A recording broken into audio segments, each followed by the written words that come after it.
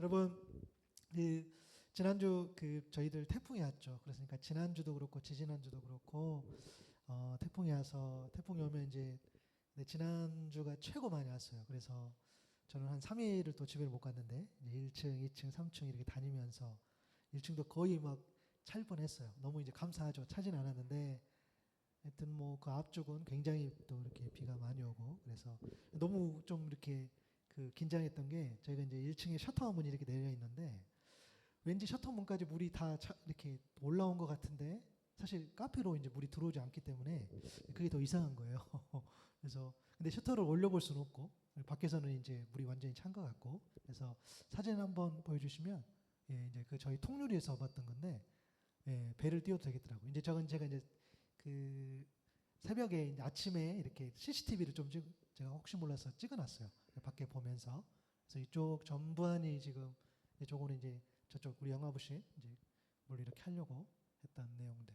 예, 감사합니다. 그 사진들 보니까 비가 엄청 많이 왔죠. 물론 뭐 다른 지역 어마어마하죠. 뭐 미딩 지역도 뭐 거기는 뭐 차도 뭐 다 둥둥 떠다니고 그런 어떤 시간들을 우리가 잠시는 보냈죠. 그래서 지난주도 그렇고 그러니까 저희들 보냈던 주간도 그렇고 그 전주도 그렇고 계속 2주 연속 좀 태풍이 온 것 같습니다. 그러면서 이상하죠. 이게 태풍이 오면서 이제 그런 것도 고민했는데 그 시간들 보내면서 그러니까 이게 왔다 갔다 하면서 너무 이제 그게 힘든 거예요. 뭐가 힘드냐면 왔다 갔다 하는데 이상하죠. 태풍이 오고 비가 많이 왔는데 왜 자꾸 카페를 어떻게 막 꾸려나가지? 막 이런 고민들이 막 밀려오는 거예요. 그죠? 카페 큰일 났다. 지금 한 일주일에 3, 4일은 영업을 못하고 뭐 이런 것들. 그리고 카페 앞으로 어떻게 해야 되지? 그리고 나서 또 그런 근심이 오면서 동시에 그럼 또 교회는 어떻게 해야 되지? 이런 근심들이 막 계속 몰려옵니다. 막 비는 엄청 오고 있고 그런 어떤 시간들을 보냈습니다. 그럼 제가 질문해 볼게요. 비가 많이 오는데 카페하고 교회가 무슨 사실 연관이 있을까요? 그렇잖아요. 네. 비가 많이 오면 사실 또 지나가잖아요. 또 만약에 정말 물이 들어오면 또 퍼내기도 하고 만약에 물로 젖었으면 뭐 어떻게 했어요? 뭐 고치든지 또 뭐 수리하든지 뭐 이렇게 하면서 우리가 지내는 게 일상인데 이상하게 그런 일들이 어려움이 닥치면은 그냥 이미 고민했던 모든 문제들이 겹겹이 막 이렇게 쏟아지는 것 같아요. 그죠? 내가 지금 당장 이 어려움이 있는데 이제 목회자니까 사역적으로 막 그런 고민들 카페는 어떻게 할까 교회는 어떻게 꾸려나갈까 이런 것들 그러면서 갑자기 또 목회적인 고민 또 지난주에도 저 개인적으로 좀 힘든 일도 있었지만 뭐 그런 것들이 막 생각이 나고 또 애들은 어떻게 키우고 뭐 이런 것들이 막 이렇게 막 쏟아집니다. 그러면서 또 묵혔던 그런 고민들도 일어나고도 합니다. 왜 그럴까라고 보면 그것은 결국에는 우리의 믿음이 흔들렸기 때문에 이게 제 믿음이 흔들린 거죠. 여러분 믿음이라는 것이 그러니까 하나님 없는 믿음이 있고요. 하나님 있는 믿음이 있어요. 그러니까 하나님을 믿지 않지만 믿음이 있죠. 세상을 믿거나 나를 믿는 거죠. 그러면 어떤 문제가 생기면 이제 세상 중심으로 해석을 하게 되겠죠. 세상을 원망할 수도 있고 세상이 말하는 소리를 더 기울이면서 내가 힘이 없었구나. 내가 능력이 없었구나. 내가 돈이 없었구나. 내가 인맥이 없었구나. 뭐 이런 것들. 이것을 하려면 이게 필요하니까 내가 더 여기에 신경 써야 되겠구나. 뭐 이런 것들. 그래서 때로는 분노하기도 하고 때로는 원망하기도 하고 때로는 자포자기에 포기가 돼요. 아니면 때로는 그런 거랑 상관없이 그냥 내 만족, 내 유익으로 어떤 욕망을 따르고 어떤 쾌락, 자극적인 것을 추구하기도 합니다. 그러면서 이렇게 시간들을 보내는 거죠. 그런 어떤 문제들이 생기면 세상 탓하기도 하고 또 주어진 상황 탓하기도 하고 이렇게도 보냅니다. 물론 여러분도 아시죠? 공허함은 남습니다. 그건 어쩔 수가 없어요. 그런데 하나님을 믿는 믿음은 좀 다르기는 해요. 문제가 생기면 어찌됐든 하나님 중심적으로 해석을 해요. 여러분, 저나 여러분은 우리가 제일 잘하는 고민 무슨 일이 생기면 갑자기 내가 뭘 잘못했지?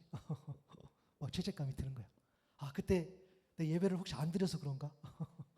내가 그때 봉사를 안 해서 그런가? 내가 그때 좀 하나님 앞에 덜 드려서 그런가? 우리가 이렇게 고민할 때가 있습니다. 그러면서 하나님 뜻은 어디에 있는가, 또 나는 하나님하고 지금 관계는 어떤가라는 고민도 하게 되죠. 이런 고민들에 이런 믿음의 공통점은 있습니다. 뭐냐면 내가 하나님을 믿든지 믿지 않든지 간에 똑같이 나는 비바람 불어오고 폭풍 오면은 똑같이 흔들린다는 거예요. 힘들어. 내가 하나님을 믿든 믿지 않든 똑같이 나는 여전히 힘들다는 거예요. 힘든 상황에 놓인다는 거죠. 이 말은 뭐냐면 내가 하나님을 열심히 믿고 잘 믿는다 해도 그 문제는 여전히 일어난다는 거죠. 그런데 하나님을 잘 이렇게 안 믿거나 하나님에 대한 그런 믿음이 얕은, 그러니까 고민하는 분들은 아니 예수님 믿으면 근심도 없어야 되고 잘 돼야 되지 않나 라는 그런 말들을 하죠. 실제로 그렇죠.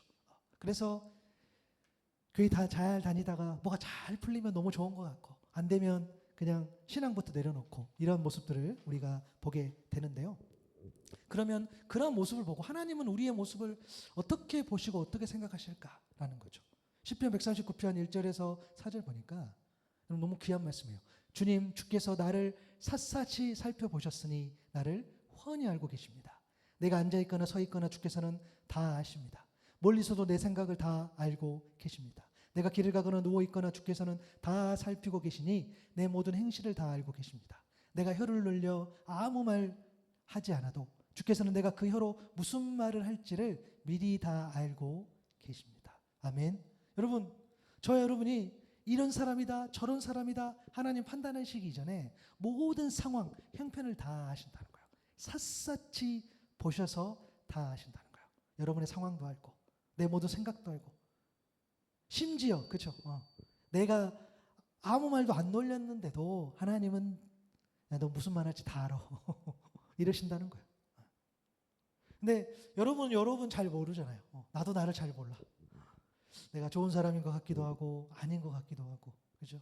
그리고 대부분 언행이 불일치해요. 그렇죠? 예, 저만 그렇습니다. 대부분 우리가 잘 안 돼요. 내가 말하고 행동하는 것들이 안 맞아. 그런데 하나님은 그것까지도 아신다는 거예요. 그럼 하나님은 다 아시는데 우리의 안 보이는 우리의 속사람까지 다 아신다는 거예요. 그렇죠? 그래서 사실은 굉장히 좀 뭐랄까 바보짓이죠. 하나님을 속인다는 것은 바보짓이죠. 하나님 믿고 안 믿고 이전에 하나님이 모를 것이다 라는 것은 사실은 좀 안타깝죠. 예, 바보 같은 생각이긴 해요. 하나님은 다 아신다는 거예요. 하지만 하나님 없이 살아가는 사람들은 하나님의 존재를 부정하고 하나님이 다 아신다는 사실을 싫어요. 왜냐하면 하나님이 더 아신다고 하면 내 마음대로 할 수 없을까 봐 그래요. 내 치부, 여러분 우리 그렇잖아요. 우리 드라마나 영화 같은 데 보면 어떤 사람이 그 사람의 어떤 비밀을 가지고 자꾸 돈을 요구하거나 어떤 행동을 요구하는 그런 설정들을 우리가 보게 되죠. 마찬가지인 거예요. 누가 내 허물을 알면 내가 너무 불편해. 누가 내 잘못을 알고 누가 내 속내를 알고 누가 내 어떤 내가 정말 감추고 싶은 그 내용을 알면 굉장히 불편하잖아요. 여러분도 그렇잖아요. 그래서 부부 자식 간에 또 부부 간에 싫을 때가 있어요. 왜냐하면 너무 속속들이 잘 아니까. 그죠? 불편해요. 그런데 하나님을 알지 못하는 사람, 그러니까 하나님과의 관계 없는 분들은 마찬가지겠죠. 그러니까 하나님이 싫다는 거예요. 왜? 다 안다고 하시니까. 들통나, 내 욕심, 바람 이런 모든 것들이 드러나기 때문에 싫어한다니까요.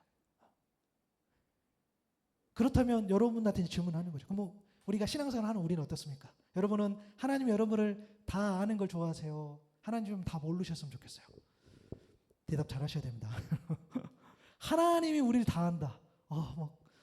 그게 맞지만 너무 막 불편해. 그죠? 주께서 다 아신다는 거예요. 내 말, 내 행동 다 아셔. 만약에 그런다면 막 갑자기 막 숨이 멎어. 답답해요. 그걸 결단을 해야 돼요. 그러면 하나님이 저와 여러분을 그럼에도 하나님 저와 여러분을 훤히 알아야 돼요. 그 이유가 있어요. 뭐냐면 그래야지 물론 하나님은 나를 아세요. 나를 완벽하게 아시지만 그럼에도 또 우리가 강구하는 거죠. 하나님이 저와 여러분을 알아야 되는 이유는 뭐냐면 그래야지 나에게 가장 합당하고 가장 온전하고 그리고 가장 필요하고 가장 복된 가장 의로운 기도를 해줄 수 있기 때문입니다. 아멘. 알아야지 기도해요. 여러분 우리가 그 교회 모임과 세상 모임에 구별된 것 중에 하나가 뭐냐면 우리가 모이면 뭐 하죠, 여러분? 모이면 뭐 하세요? 윷놀이 하죠, 그죠? 그거 말고 우리가 모이면 삶을 나눠요. 이게 사실은 또 우리 세상 모임하고 좀 다르기는 해요. 이건 단순하게 그냥 일과 일상이 아니라 내가 하나님과의 관계가 어땠는지를 이야기하는 거죠. 그러면서 내 고민도 이야기하고. 너무 과하게 너무너무 개인적인 것은 조금 부담이 되지만 그 외에 내가 고민하는 것들을 나누면서 왜 그거 나눠요?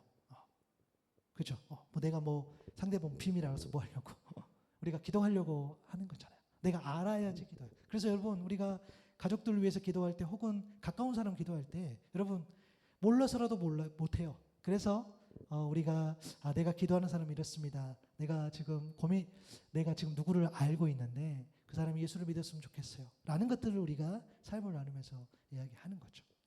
그래서 우리가 기도할 때 어떻게 합니까? 예수 그리스도의 이름으로 기도하잖아요. 예수님께서 그 기도에 간섭해 주시고 예수님께서 그 기도에 응답해 주시라고 기도하는 거잖아요.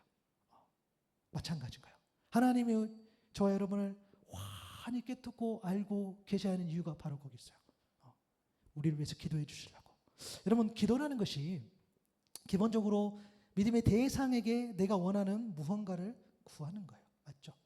맞잖아요. 구하는 거. 간구합니다. 비옵나이다 라는 거죠. 마태복음 7장 7절에서 8절 말씀. 너무 귀한 말씀이죠. 우리 한번 읽어볼까요? 마태복음 7장 7절. 제가 한번 읽어볼게요.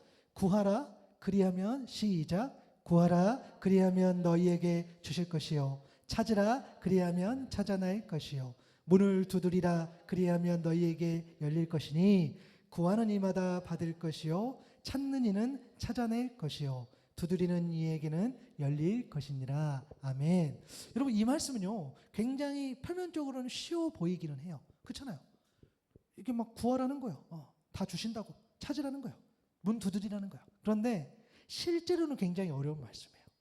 이 말씀이 쉬운 것 같으나 어디서 많이 들어본 것 같으나 굉장히 어려운 말씀. 왜? 주실 것이라겠지만 안 주시는 게 훨씬 많아요. 찾아낼 거라겠지만 못 찾아. 훨씬 많아. 또 열릴 거라겠어요. 야 열릴 것이니 기도해. 문을 두드려 열린다니까 라고 말씀하셨는데 안 열리는 게 훨씬 많아. 그렇다 보니까 어떻게 합니까? 어떻게 하라는 말씀인지 잘 이해가 안 돼요. 분명히 구하라고 분명히 주신다고 했는데 내가 구했거든요. 잘 안 주신다는 거예요. 그런 일이 훨 많다는 거예요. 이렇게 말씀 이게 머리로는 이해가 돼요. 그래 맞아. 하나님이시니까 하나님 모든 걸 하실 수 있으니까 하나님이 구하라는 말씀에 대해서 내가 머리로는 이해되지만 내 몸과 내 삶으로는 이해가 안 되는 거예요. 그렇죠? 그럴 때에 우리는 어떻게 합니까? 말씀에 말씀을 더해야죠. 그래서 우리가 말씀을 너무 잘 알아야 돼요. 이 안다는 것은 지식적인 게 아니라 하나님 주신 그 마음으로 지혜롭게 말씀을 잘 깨달아야 되는 거겠죠. 말씀을 우리가 더해보면 알 수 있는 거죠. 여러분 야고보서 4장 2절에 보면 여러분은 욕심을 부려도 얻지 못하면 살인을 하고 탐내어도 가지지 못하면 다투고 싸웁니다. 여러분이 얻지 못하는 것은 구하지 않기 때문이요. 무슨 말입니까? 얻지 못한 것은요. 기도하지 않아서예요. 왜? 얻기 위해서 막 욕심을 부렸어. 안 되니까 살인을 했다는 거예요. 내가 얻기 위해서 탐냈어요. 안 되니까 다투고 싸웠어요. 결국은 기도하지 않았고 자신이 생각한 방법으로 얻으려 했기 때문에 우리가 벌써 할 말이 없어요. 분명히 구하라고 간구하라고 했는데 기도한 적이 없는 거죠. 그래서 우리가 이 기도에 대해서 구했지만 구하지 못한 거 하나, 또 야고보 4장 3절에 보니까 구하여도 얻지 못한 것은 자기가 쾌락을 누리는 데다가 쓰려고 잘못 구하기 때문이라는 거죠. 무슨 말입니까? 기도했음에도 왜 안 줘서 하나님 안 주셨습니까? 자기의 쾌락이라는 잘못된 목적을 가졌기 때문에 너는 얻지 못한다라고 말씀을 주신다는 거예요. 그러니까 기도하지 않았거나 기도했는데 잘못 구했기 때문에 하나님 그 기도의 응답에 대해서 우리가 받지 못하고 듣지 못하고 이런 경험을 한다는 거예요. 그러니까 여러분 거짓말하지 마세요. 둘 중에 하나야. 네. 나 기도했는데요? 아니요. 기도하지 않았다니까. 기도했는데요? 아니 잘못 구했거든. 이런 거겠죠. 그래서 예수님 아까 구하라는 말씀 뒤에 또 어떤 말씀 주셨냐면 마태복음 7장 9절 11절 보니까 너희 중에 누가 아들이 떡을 달라 하는데 돌을 주고 생선을 달라 하는데 뱀을 줄 사람이 있겠느냐? 너희가 악한 자라도 좋은 곳으로 자식에게 줄 알거든. 하물며 하늘에 계신 너희 아버지께서 구하는 자에게 좋은 곳으로 주시지 않겠느냐? 여러분, 기도하며 구하는 것을 예수님이 부모와 자녀의 관계, 그리고 하나님 아버지와 하나님의 자녀의 관계로 설명을 해 주셨죠. 부모는 자식에게 꼭 필요한 것을 주려고 합니다. 맞죠? 그러니까 안 주는 게 더 많아요. 왜냐하면 잘못 구하기 때문에. 그렇죠? 맞잖아요. 네. 그것은 내가 어렸을 때 우리 부모님한테 똑같이 그런 일이 있었고, 우리가 부모가 돼 보니까 아이가 똑같이 잘못 구한단 말이에요. 그 적정한 때에 원하는 걸 구하지 않는단 말이에요. 그렇죠? 그때는 그러면 안 주는 거죠. 하물며 그렇잖아요. 근데 부모도, 근데 심지어 악한 부모도 그러는데, 하물며 하나님 아버지께서 우리 자녀에게, 하나님의 자녀에게 더 그렇지 않겠냐, 더 신경 쓰지 않겠냐, 더 올바른 걸 주지 않겠냐, 더 관심을 갖지 않겠냐라는 말씀인 거죠. 그래서 이 말씀을 통해 우리는 기도가 단순히 내가 원하는 것을 구하는 것이 아니라 하나님의 관계 안에서 하나님의 뜻이 무엇인지를 잘 아는 것이 더 중요함을 알게 돼요. 그러니까 기도는 우선은 뭡니까? 하나님 관계가 뭐죠? 하나님과 친해지는 게 먼저라는 거예요. 모르는 사람한테 가서 구할 수 없는 것처럼. 왜냐하면 기도를 통해 구하는 것을 주시는 분은 하나님이시기 때문이죠. 기도의 대상 하나님이라는 거예요. 그래서 구한다라는 것은 하나님과의 관계를 의미해요. 그러니까 주십시오라고 했을 때, 하나님 내가 이게 필요한데, 하나님 그래서 이게 필요하거든요 라고 끊임없이 이야기를 했을 때에 하나님이 그게 왜 필요한지, 그게 왜 잘못됐는지 잘됐는지를 깨닫게 알게 해주시는 그 관계가 바로 기도라는 거예요. 그래서 여러분, 기도를 그리스도인의 특권이라는 말을 하는데 그 말이 맞는 거죠. 왜? 기도를 통해 하나님 아버지와 대화할 수 있도록 하나님이 허락하셨단 말이에요. 그럼 하나님하고 어떻게 대화하느냐? 기도를 통해서. 저와 여러분이 기도를 통해 내가 원하는 것, 내 마음, 내 뜻을 말할 수 있고, 기도를 통해 하나님 말씀을 듣는다는 거예요. 그죠? 그것은 하나님과의 관계가 안 되면 일어날 수 없는 일. 그래서 특권이라는 거예요. 너무 여러분 귀한 말씀 아니에요? 내가 가장 완전한 분에게 뭔가를 요구한다면 요구할 수 있다는 것 자체. 여러분, 우리가 거꾸로 한번 생각해 볼게요. 하나님을 내가 믿고 사는데 만약에 내가 하나님을 믿지 않고 다른 것을 의지한다고 한다면 여러분 어때요? 난 너무 힘들 것 같거든요. 제가 목사라서가 아니라 하나님보다 더 이게 도대체 뭐에 의지할까? 왜냐하면은 수많은 과거들이 아무리 좋은 것, 아무리 능력 있는 것, 아무리 힘 있는 것들은 지금까지 보니까 다 사라지고 다 없어지고, 여러분 조금만 지나자요. 여러분들이 지금 괜찮다고 하고 세상 사람들이 막 환호하고 좋다고 하는 것도 조금만 지나면 다 그냥 신경 안 써요. 금방 가요. 그렇게 와 하고 박수 친다고 해도 조금 지나면 다 없어지고 다 사라지고, 이런 것을 우리가 경험하잖아요. 아무리 힘 있고 아무리 권력 있다고 할지라도 결국에는 조금 지나니까 다 사라지더라고요. 그거랑 같은 이치인 거죠. 그런데 온전한 하나님과의 대화할 수 있다? 야, 구하라니까? 하나님 뭐라고 말씀하신 거예요? 구해 줄 테니까 라는 더 본질적인 의미는 뭡니까? 나하고 대화하자. 나하고 이야기해보자. 네 필요를 한번 이야기해봐. 너 도대체 뭘 원해? 하나님 여전히 오늘도 우리하고 대화하고 싶으신 거죠. 그래서 특권이라는 거예요. 그리고 저와 여러분 어디서든지 나의 말로 대화하고 다양한 방법으로 응답을 받을 수 있어요. 그래서 기도가 특권이라는 거예요. 하나님이 기도하러 가셨을 때 만약에 여러분 이런 상상 해보셨어요? 특정 언어로만 기도한다고 한다면, 주여 만약에 베트남어로만 기도하라고 한다면 와 이거 큰일 났습니다. 이거 우리 잘 안 되잖아. 특정 언어 혹은 특정한 방법, 나는 이제부터 A라는 형식을 취하면서 B라는 말로 하고 C 장소에 가서 해야 내가 기도를 듣겠다. 그러면 여러분 만약에 정말 그렇게 되잖아요. 그러면 온 세상은 지옥이 될 겁니다. 왜? 이제 그 행위 쫓아 다니는 거죠. 그러면 네가 더 말을 유창하게 했느냐, 네가 더 뭘 깨끗하게 했느냐, 그런 어떤 조건들을 달면서 그냥 엉망진창으로 되는 거예요. 근데 하나님 뭐라고 하셨어요? 네 말, 특정 언어. 여러분 여러분 너무 괴롭고 힘들 때는요 말이 안 나올 때 있잖아요. 그럴 때 우리 그럴 때 있잖아요. 그 예배당 한구석에 가가지고 그냥 그날 울고만 와. 근데 그거 아세요? 하나님 다 들으셨어요. 나는 한 말도 안 했거든. 근데 그날로 내가 너무 속상했어. 내가 아픈 일이 있었어요. 내가 입대기가 너무 어려워. 어떤 사람이 막 이제 저 아니고 예를 들어서 그렇죠. 막 누구를 막 이렇게 막 해코지하고 싶어. 그럴 때 있잖아. 우리가 너무 속상했어.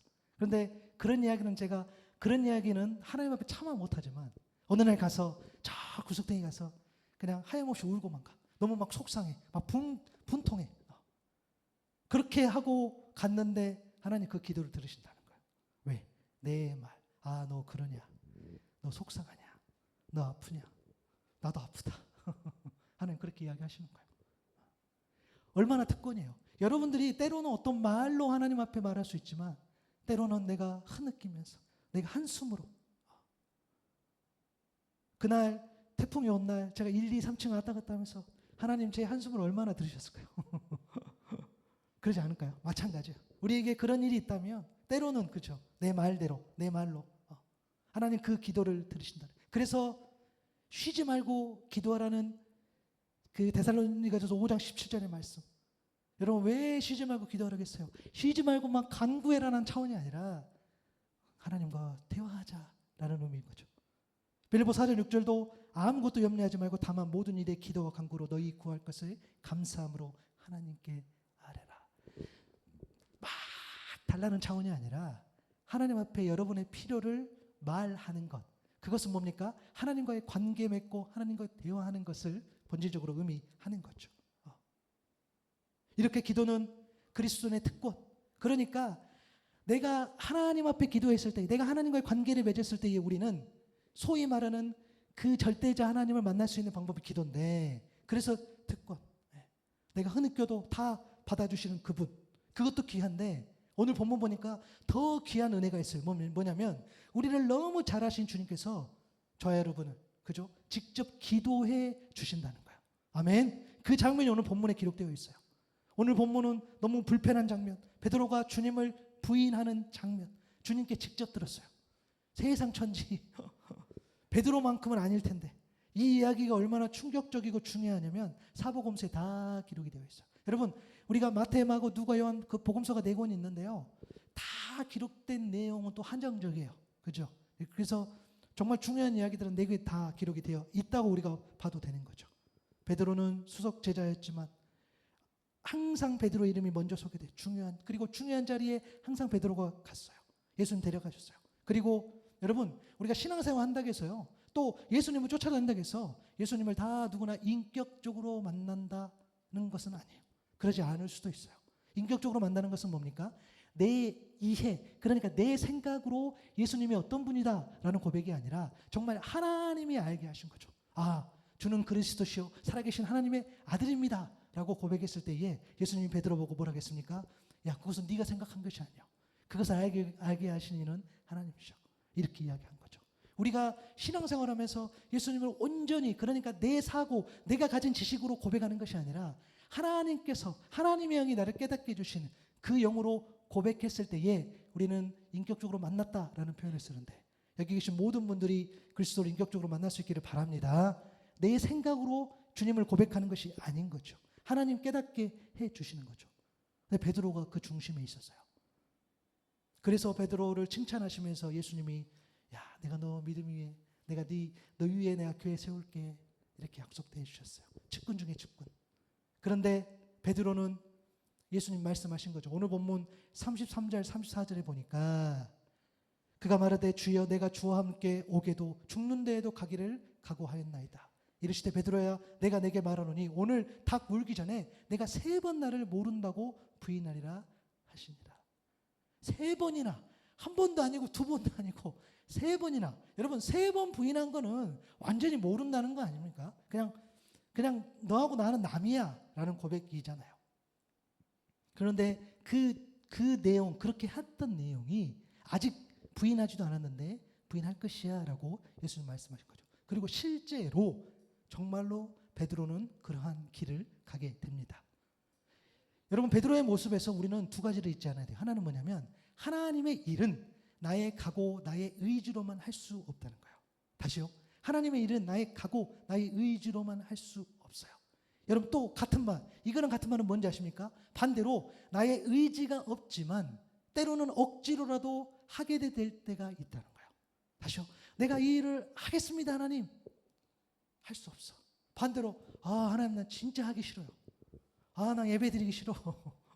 그런데 때로는 하나님께서 나를 예배의 자리로 초청해 주실 때가 있는 거죠. 하나님 일은 정말 그런 거예요. 또 그렇게 되어 버리는 거죠. 베드로가 딱 그 케이스인 거죠. 베드로의 모습을 통해서 우리가 보는 거죠. 예수님을 인격적으로 만나기도 하고 예수님의 수많은 기적 현장에 있었던 그 제일 앞에서 예수님의 말씀을 경청했던 그이지만 그는 어떻게 했습니까? 내가 그렇기 때문에 내 의지로 할 수 있다라고 이야기했지만 못했죠. 못한 거죠. 무슨 소리? 너 못해. 너 정확히 말하면 이거죠. 예수님 말씀하신 뭡니까? 너 못할 때가 있어. 너 넘어질 때가 있어. 라고 오늘 이야기하신 거죠. 그러면서 이게 이런 거 있잖아요. 이거 묵상해 보니까 나의 의지가 없지만 억지로라도 하게 될 때가 있는 것 중에 하나가 역할들이 보니까 그 목회자 사모님들인 것 같아요. 제가 이렇게 생각해 보니까 대부분 전 세계에 계신 사모님들 대부분 나의 의지, 나의 각오로 하지 않아야 되는 사모님 많지 오히려. 그래서 여러분 오늘 예배 마치고 저희 아내를 꼭 위로해 주시고 난 한 번도 내가 하겠습니다 하는 사람 시키지 그렇잖아요. 그렇지 않는 경우가 생긴다는 거예요. 맞아요. 여러분 잊지 않아야 돼요. 하나님의 일은요 내 각오, 내 의지로만 할 수 없어요. 스가랴 4장 6절 하반절에 보니까 이는 힘으로 되지 않고 능력으로 되지 않고 오직 나의 영으로 되느니라. 너무 귀한 말씀이죠. 힘 능력이 아니라 오직 하나님의 영으로. 그러니까 하나님이 허락해 주셨을 때에 하나님의 일을 감당하는 거죠. 그리고 또 베드로의 모습에서는 우리는 이걸 할 수 있습니다. 사람의 실패까지도 하나님의 계획의 일부라는 거예요. 그러니까 여러분이 넘어지는 것도 하나님의 계획의 일부라는 거예요. 그럼 저희가 지금 수요일 오전에 예배 때 사무엘상을 묵상하고 있는데 다윗 이야기를 묵상하고 있죠. 제가 너무 좀 아쉬운 게 있어요. 뭐냐면 이거를 더 짧은 본문으로 더 이렇게 좀 더 보고 싶은 내용들이 있어요. 근데 어찌됐든 너무 길게 할 수 없으니까 그 분량을 좀 늘리기도 하고 또 내용을 좀 빼기도 하고 뭐 이렇게 되는데 너무 재밌는 게 많아요. 네. 죄송합니다. 혼자 그런가 봐. 앉아 계시면 뭐 어쩔지 모르겠는데 그래서 뭐 이렇게 보면서 이게 주일날 그래서 혹시 그래서 이건 주일날도 꼭 나누고 싶다 이런 내용들이 많이 있죠. 많이 있는데 여러분 이 사무엘상 이렇게 내용들 보면 이게 묵상한 게 많다는 말은 뭐냐면 질문이 많다는 거예요. 질문이 많이 들어요. 왜 하나님 그렇게 하셨지? 왜 다윗은 그렇게 했을까라는 이야기인 거죠. 물론 그 내용을 묵상하면서 다윗만큼 많이 회자되는 인물이 사울이라는 인물이죠. 물론 사무엘도 너무너무 중요한 인물이긴 하나 사울의 분량이 훨씬 많아요. 그리고 다윗하고 이제 딱 붙어서 이제 스토리가 전개되는 거죠. 근데 가장 많이 할 수 있는 질문이 뭐냐면 하나님이 왕으로 세우신 사울이 실패한다는 게 말이 되는가예요. 여러분 사무엘상 9장 15절 17절에 보면 사울이 오기 전날에 여호와께서 사무엘에게 알게 하여 이르시되 내일 이맘때에 내가 베냐민 땅에서 한 사람을 내게로 보내리니 너는 그에게 기름을 부어 내 백성 이스라엘의 지도자로 삼으라. 그가 내 백성을 블레셋 사람들의 손에서 구원하리라. 내 백성의 부르짖음이 내게 상달되었으므로 내가 그들을 돌보았노라 하셨더니 사무엘이 사울을 볼 때 여호와께서 그에게 이르시되 보라 이는 내가 내게 말한 사람이니 이가 내 백성을 다스리라 하시니라. 여러분 이 메시지만 봐도 하나님이 정말 사울을 잘 세우는 그런 과정인 것처럼 보인단 말이에요. 사람들이 왕을 요구했을 때 이 하나님이 그것을 원치 않았어요. 사무엘이 너무 괴로웠어요. 여러분 이건 성경인 거죠.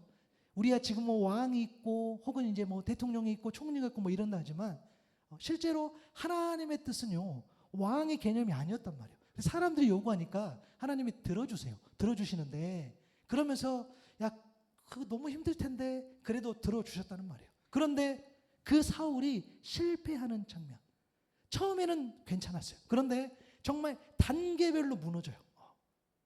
조금 가면 무너지고 더 가면 더 무너지고 이런 모습들을 보게 되는 거예요. 반대로 다윗은 하나님께서 어떻게든 세우고 살리시려는 그런 모습을 본다는 거예요.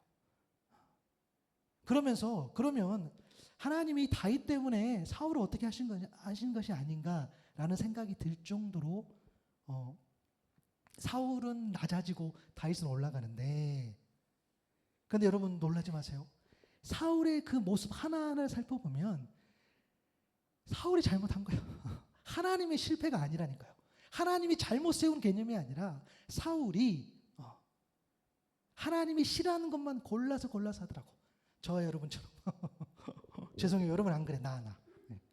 우리는 하여튼 그냥 잘 찾아내요. 하나님 싫어하시는 걸 얼마나 잘 찾아내는지 꼭 그것만 쫓아다녀. 너무너무 그 모습들을 보게 되는 거죠. 그런데 하나님께서 사울을 분명히 세웠거든요. 그런데 사울은 죄의 진가가 막 나타나. 반면에 다윗은 의의 진가가 막 나타나더라고요. 이런 모습들을 보면서 사울의 실패가 하나님의 실패가 아니라 하나님의 계획이 일부구나가 느껴져요. 왜요? 하나님은 실패하거나 실수하거나 그런 분이 아니에요. 그때마다 거기에 뭐가 나옵니까? 악한 영이 사울에게 들어갔다 했어요. 그 말은 뭡니까? 악한 영이 했기 때문에 사울은 잘못 없다 이게 아니라 악한 영이 활동할 수 있도록 내 마음을 열어놓은 거죠. 저와 여러분도 마찬가지. 여러분 핑계 대면 안 돼요. 내가 부족하고 연약해서 내가 죄 지었죠. 아니요. 내가 죄를 짓게끔 내 마음을 악한 영으로부터 열어놓고 내 마음을 비워놓은 거지. 누구를 탓해요. 그것은 저도 마찬가지인 거죠. 그런데 그런 모든 실패도 하나님의 계획이 일부구나라는 것을 말씀을 보면서 알게 되는데요. 오늘 본문도 마찬가지인 거예요. 베드로의 실패가 하나님의 실패가 아니라 하나님의 계획이 일부라는 것을 오늘 또 확실하게 보인다는 거예요. 오늘 본문 31절에 보니까 시몬아 베드로죠. 보라 사탄이 너희를 밀가부르듯 하려고 요구했으나, 조금 난해해요. 이 요구하단 말도 여기서 한번 쓰이는데 잘 모르겠어요. 아리까리해요. 아리송하는데 밀가부르듯이란 말은 이 체질하는 거죠. 체질. 그렇죠. 알곡을 남기고 쭉정이나 특을 제거하는 것. 그러니까 좋은 거 놔두고 나쁜 거 걸러내는 그 체질을 말하는 건데, 그런데 알곡과 쭉정이를 구분한다는 체질이라기보다는 사탄이 베드로를 정말 흔드는 그런 것을 좀 이해하면 돼요. 여러분 저는 사실 좀 박수 받아야 돼요. 왜냐하면 저 이미지는 그 인터넷에 돌아다니는 이미지가 아니라 제가 다 찾아봤는데 없어. 근데 어떤 분이 강의하는 거를 내가 핸드폰으로 찍어가지고 이렇게 한 거예요. 난 저거보다 괜찮은 그 이미지가 없다고 생각해요. 와, 난 너무 대단하다. 예, 저 혼자 그냥 그렇게 생각했어요. 여러분 사탄이 밀가부르듯 저거. 그죠? 저 왼쪽에 그림 봐봐. 얼마나 좀 귀엽긴 하죠. 근데 저 흔드는 거, 그죠? 저기 안에 지금 여러분이 들어가 있는 거 아닙니까? 저기 이렇게 흔들고 있다는 거예요. 정신 못 차려. 이 말 하는 거예요. 근데 그 말 누가 했습니까? 예수님 하신 거야. 야, 베드로야, 시몬아, 야, 사탄이 너 이렇게 흔든다니까. 너 무지하게 흔들어. 그래서 이 부분을 그 메시지 성경에서는 너희 모두를 내게서 떼어 놓으려고 안간힘을 썼다. 이렇게 번역을 해요. 이렇게 막 흔드니까 어떻게 합니까? 제자들은 불안하죠. 때로는 불만도 생기죠. 그래서 막 그 앞에 보면 누가 큰 장가 이런 막 논쟁을 펼쳐요. 그리고 충성스럽게 나가지 않고 불신하고 이런 모습. 왜? 막 흔들어, 전문 용어죠. 흔들어 제끼니까. 너무너무 막 흔든단 말이에요. 여러분 사탄은요 막연하게 생각하면 안 돼요. 물론 이미 그 사탄이 뭔가라고 했을 때 그것 자체가 개념이 좀 우리에게 모호하고 있으면 안 보이니까, 그죠? 악한 영의 우두머리라고 생각하시면 되는데 존재는 하지만 안 보이는, 그죠? 그 사탄. 그런데 굉장히 똑똑하고 굉장히 치밀하고 굉장히 열정적이고 쉬지 않고 이래요. 지금 제가 누구 이야기합니까? 사탄이 그런 존재라는 거예요. 고린도후서 11장 14절 15절을 보면 그러나 놀랄 것은 없습니다. 사탄도 빛의 천사로 가장합니다. 그러므로 사탄의 일꾼들이 의의 일꾼으로 가장한다고 해서 조금도 놀랄 것이 없습니다. 그들은 마지막은 그들이 한 대로 될 겁니다. 어차피 그들의 마지막은 정해져 있는데 우리 주님 그냥 내버려두지 않으실 건데, 그러나 그 과정 가운데에 사탄도 빛의 천사라든가 의의 일꾼이라는 하나님의 사람으로 어떻게 해요? 그렇게 가장해서 활동한다는 거예요. 그렇죠? 그 사탄. 왜? 그래서 이렇게 이 흔드는 것에 대해서 너무너무 이제 힘든 거죠. 또 사탄은요, 여러분, 우리를 힘들게 하고 망하게 하는 목적이 아니라니까요. 여러분 이걸 잘 생각하셔야 돼요. 사탄이 왜 활동하는지 아십니까? 여러분을 망하게 하려고요? 여러분을 힘들게 하려고요? 아니요.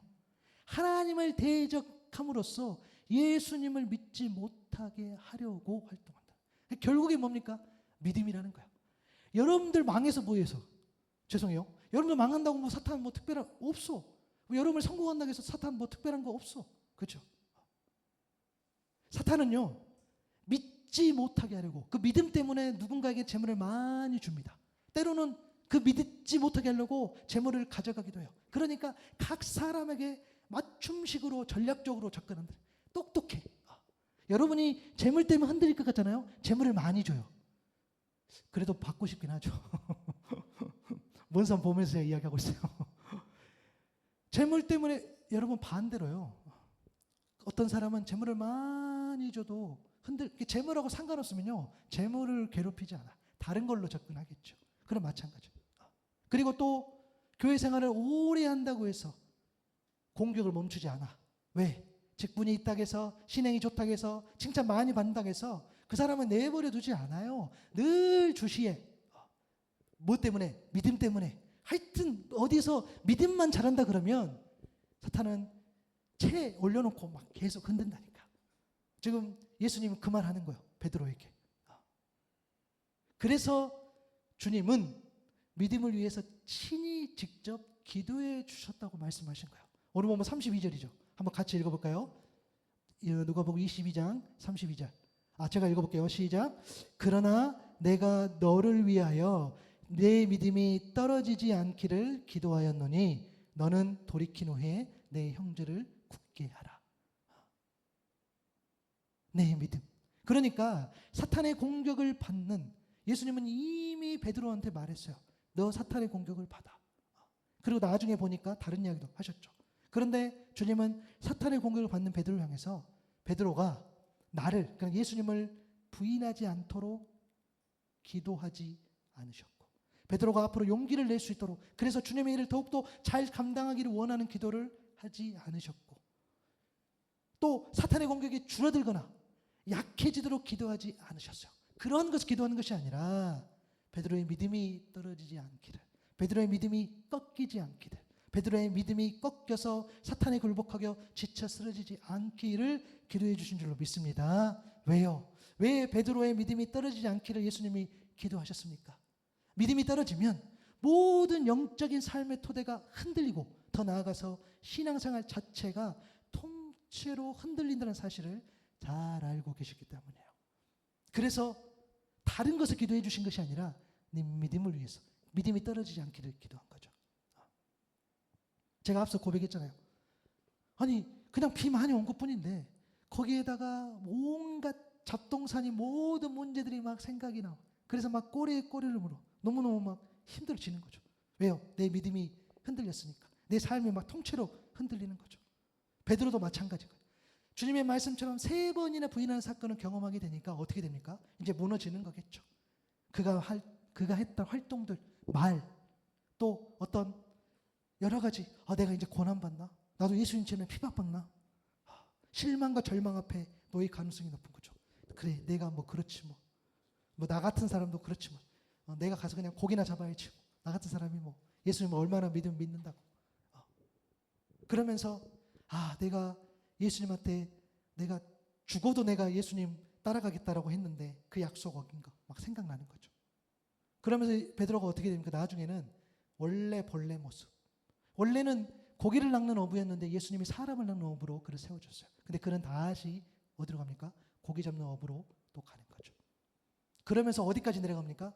무엇을 먹을까? 무엇을 마실까? 무엇을 입을까? 그 걱정들, 또 불필요한 어떤 근심들, 그런 것들이 이제 갖고 막 살아가는 거죠. 압박받아요. 두려움 때문에. 그러면서 사람이 피폐해지고 말라지고 기쁨도 사라지고 하나님의 평안을 잃어버리는 거예요. 뭐 때문에? 믿음 때문에. 여러분 다른 게 아니었어요. 믿음 때문에. 믿음이 흔들리니까 그렇게 된다는 거예요.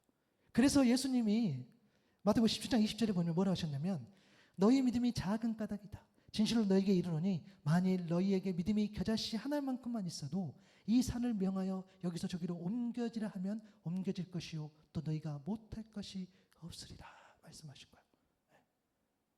여러분 이 산 들어서 저 산 옮겨지라 하는 것을 어떻게 합니까? 사람은 못해요. 너희가 못할 일이 없을 것이다. 사람은 할 수 있는 일보다 할 수 없는 일이 훨씬 많아요. 더 많아졌어요. 아무리 AI가 등장하고 아무리 뭔가가 다 늘어나고 과학이 발달하고 여러분 우리의 지식 수준이 높다고 해도 결국에는 사람이 할 수 없는 게 너무 많아요. 아니 못해. 온 우주를 질서를 잡고 있는 하나님. 그렇죠. 사람이 어떻게 이 천지에 움직이는 그 질서를 어떻게 할 수 있습니까? 못해요. 못한다니까요. 그런데 주님 뭐라고 하셨습니까? 믿음은 다르다는 거예요. 믿음은 사람이 할 수 없는 일을 하게 한다는 거예요. 겨자씨만한 믿음만 있으면. 그게 뭡니까? 그때 믿음이라는 것은 그때부터는 내가 하는 것이 아니라 하나님이 하시기 때문에. 아멘. 그래서 믿음이 중요하다는 거예요. 왜요? 내가 믿어. 믿음을 할 수 있어요. 뭐요? 하나님이 하시니까. 가장 확실하고 가장 분명하고 가장 정확하고 가장 의로운 하나님께서 하신다는 거예요. 겨자씨만한 믿음만 있어도. 여러분 엄청나게 큰 믿음이 필요한 게 아니에요. 그죠? 아주 작다라도 진짜 믿음. 그 진짜 믿음이라는 것은 뭐죠? 내가 하나님 앞에 나아갔을 때 여러분 제가 진짜 말씀드리 부탁을 드려요. 하나님 앞에 나아가는 거 어떤 거냐? 내가 좀 괜찮아지면 내가 좀 깨끗해지면 아니요. 무슨 깨끗해지면 뭘 깨끗해져? 안 깨끗해져. 여러분을 무시하는 말이 아니에요. 여러분 폄하하는 말이 아니에요. 우리를 뭐 깎는 말이 아니에요. 우리는 그렇게 안 돼요. 진짜 믿음은 뭐냐면 그냥 이 더러운 채로 하나님 앞에 나아가는 거. 아멘. 여러분 그게 더 중요하고 그게 진짜 믿음이라는 거야. 막 현란하게 화려하게 내가 하나님 앞에 나아갑니다. 그게 진짜 믿음이 아니라 그냥 이 모습 이대로 그대로 가는 거. 그게 인격적으로 나아가는 믿음이라는 거야. 그게 겨자씨만한 믿음이라는 거야. 뭐 어마어마하게 화려하는 거. 그래서 여러분 오늘도 기도하시면서 구할 때 하나님 주님 겨자씨만한 믿음이라도 나에게 있기를 소망합니다. 여러분 그렇게 기도하셔야 돼요. 그것이 없어서 우리가 지금 이렇게 되는 거예요. 그게 없기 때문에 비바람이 오면 다른 5만 가지가 생각나고 5만 가지가 나를 흔들어. 여러분 오늘 꼭 아까 그 이미지 기억하시기 바랍니다. 내가 진짜 찾은 거. 나 박수 받아도 돼. 그 이미지. 이거 흔든 거. 그죠? 여러분은 그 채 놓고 막 지금 흔들고 있다니까. 그런데 거기에서 온전히 정신을 차릴 수 있는 방법은 딱 하나죠. 믿음. 그 믿음이 있으면 되는 거예요. 로마서 10장 17절의 말씀처럼. 그러므로 믿음은 들음에서 생기고 들음은 그리스도를 전하는 말씀에서 비롯됩니다. 아멘. 말씀에서 비롯된다는 것은 뭡니까? 말씀을 듣고 행한다는 거예요. 그래서 오늘 이 말씀 한 말씀이라도 여러분이 듣는 것들이 너무 중요한 거예요. 맞잖아요.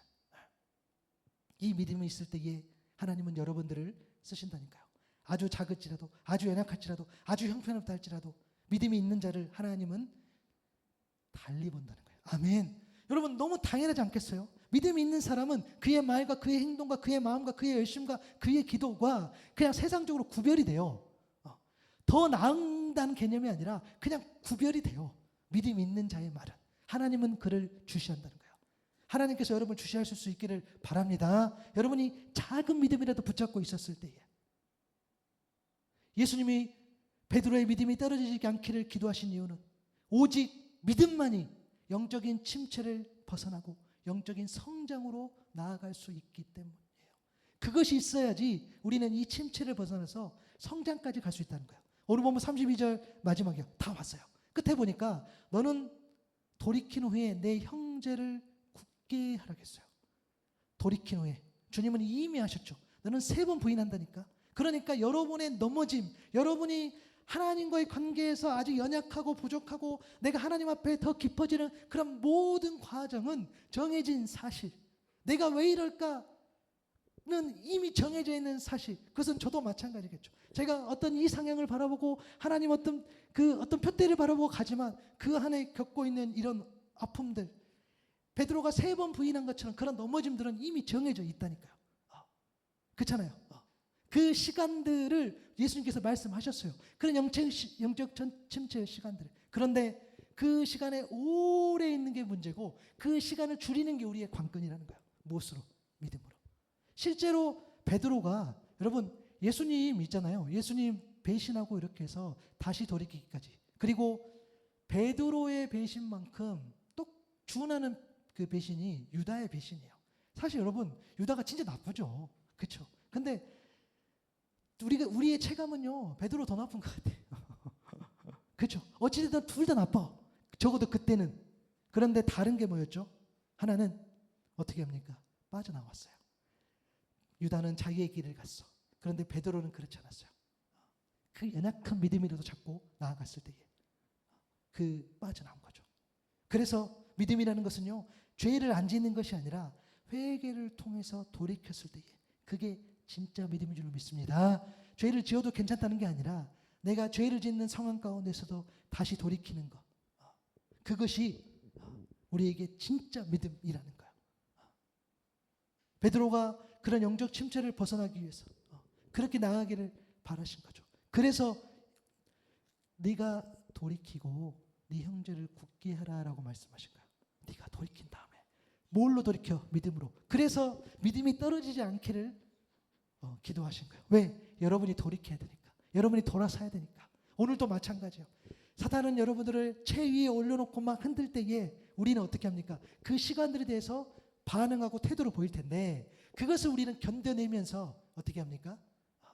주님 앞에 그 시간들을 어떻게 해요? 참아내는 거죠. 견뎌내는 거죠. 이겨내는 거죠. 그 시간은 누구나 동일하게 임한다니까요. 나만 더 힘들다, 너만 더 힘들다가 아니라 우리는 그 시간을 겪어요. 그 침체 시간을 겪고. 왜? 사단이 계속 흔들고 있으니까. 그것은 우리 주님이 용인하신 거니까. 그러나 그 시간이 길지 않아. 왜냐? 믿음으로 우리가 나아갈 수 있다니까요. 그래서 그 후에 돌이킨 후에 네 형제를 굳게 하라 했어요. 형제를 굳게 한다는 것은 뭡니까? 형제를 흔들리지 않게. 그것은 예수님의 삶의 본질이 우리가 지난주에 묵상했던 것처럼 다른 사람을 섬기는 삶이잖아요. 그러니까 내가 믿음이 있어야지 너에게 믿음을 증가할 수 있다니까요. 내가 구원이 임해야지 너에게 구원의 통로가 되어서 그 사람이 구원에 이르기까지. 고린도전서 10장 33절의 말씀처럼 나와 같이 모든 일에 모든 사람을 기쁘게 하여 자신의 유익을 구하지 아니하고 많은 사람의 유익을 구하여 그들로 구원을 받게 하시는 그 말씀. 그것이 네 형제를 굳게 하라는 주님의 말씀인 거죠. 여러분 말씀을 정리하면서요. 우리는 문제 앞에 서면 문제에 가장 관심을 갖지만 너무 당연하지만 주님은 그 뻔한 길을 걷지 않으시고 그 문제에 관심이 아니라 여러분의 믿음, 나의 믿음에 관심을 가지신 거예요. 왜? 그 믿음이 잃지 않기를 바라셨어요. 왜냐하면 그 믿음만 잃지 않으면 온전히 돌이킬 수 있고 온전히 돌이킨 후에 더 영적으로 성숙하게 갈 수 있기 때문에 오늘도 여러분은 사탄이 만든 그 채 위에 놓여 있어. 너무 힘들어. 저 좀 주중에 지나면서 몇 가지 서운한 게 있는데 나 너무 말하고 싶지만 좀 참고 있어요. 사탄이 막 나를 많이 흔들더라고. 그러나 반응해야죠. 거기에서 같이 흔들리면 안 되고 주님 그럼에도 믿음을 주십시오 말하는 거죠.